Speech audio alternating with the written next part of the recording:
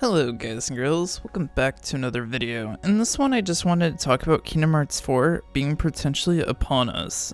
The Kingdom Hearts 20th anniversary event is taking place on the 10th of April, 13 days after the fact of, Kingdom Hearts' 20th anniversary. 13 darknesses and all that jazz. I'm sure you already know about that, but, I'm just saying that this is when it's happening, but, April 10th, 104, Shibuya, Japan.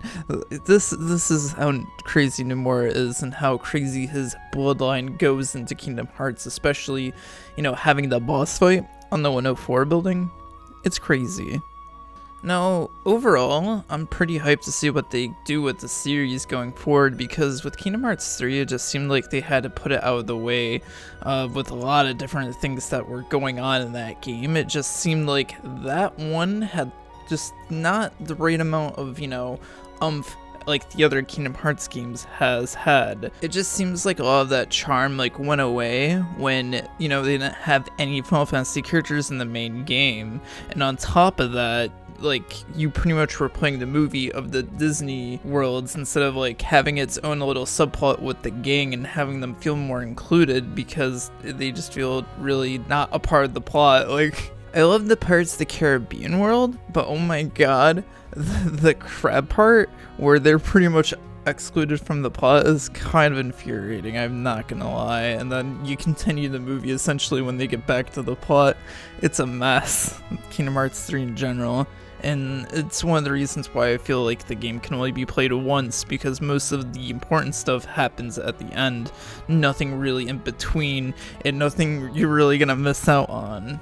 I think the most important thing with Kingdom Hearts is, the characters and how they're correlated with each world. Going to Beast's castle, for instance, in Kingdom Hearts 2, when you've met Beast at Hall of Bastion, I think was a really, really good way to do that. Pretty much having an established connection with one of the characters, and so on and so forth, it feeling more natural for Sora and the gang to talk to Beast, and Belle for that instance.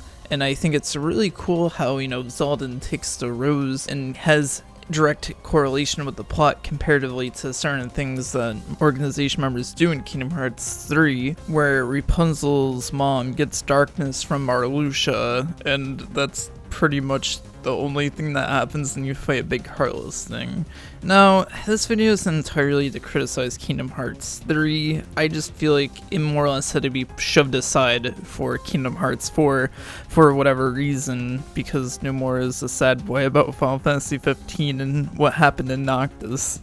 Either way though, I genuinely don't know if we'll get exactly Kingdom Hearts 4, because they could honestly have a side game entirely for, the Versus 13 characters and kind of correlate into that, because in all due respect, I think Versus 13 was always some sort of Kingdom Hearts project that they always would advertise. I watched one of the trailers recently and a few more on top of that, and yeah, they always are advertising, yeah, this is a Kingdom Hearts and Final Fantasy project. But oh my god, if you go back and see some of those trailers, you'll realize, damn, a lot of these things that are in Versus 13 or in those trailers per se really took a page from Kingdom Hearts' art style, at least Kingdom Hearts 2's art style, with how the blades kind of shim and just the light that comes off of them. I just genuinely believe that's sort of the style that I really like about Versus 13,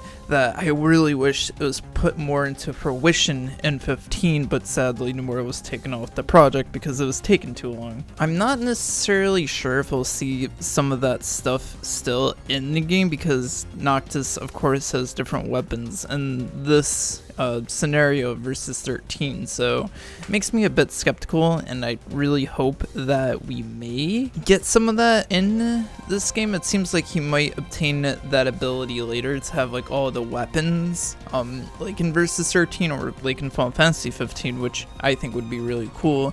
And it would be really cool, Sora were to get some of those abilities that Noctis has in 15. I can't think of his, final formish ability that he does use in 15, but it would be cool if Sora were to have a similar, I guess, form to that of those weapons that he carries. Noctis, of course, of like all those weapons just swirling around, then Sora using them to attack Heartless. I think that'd be sick. Not to say that Sora's Noctis, but it'd just be a cool little homage and have a broken, ability like final form in Kingdom Hearts 4. And hopefully, we see some of that action Noctis does in 15 in this game too, but it seems like he's having this gun sword sort of combo going, so I'm not so sure, but I'm pretty hyped to see what comes of this. And if we do get a side game for, Yozora, we'll call him, I know I'm calling him Noctis because why not? And he pretty much looks like Noctis, but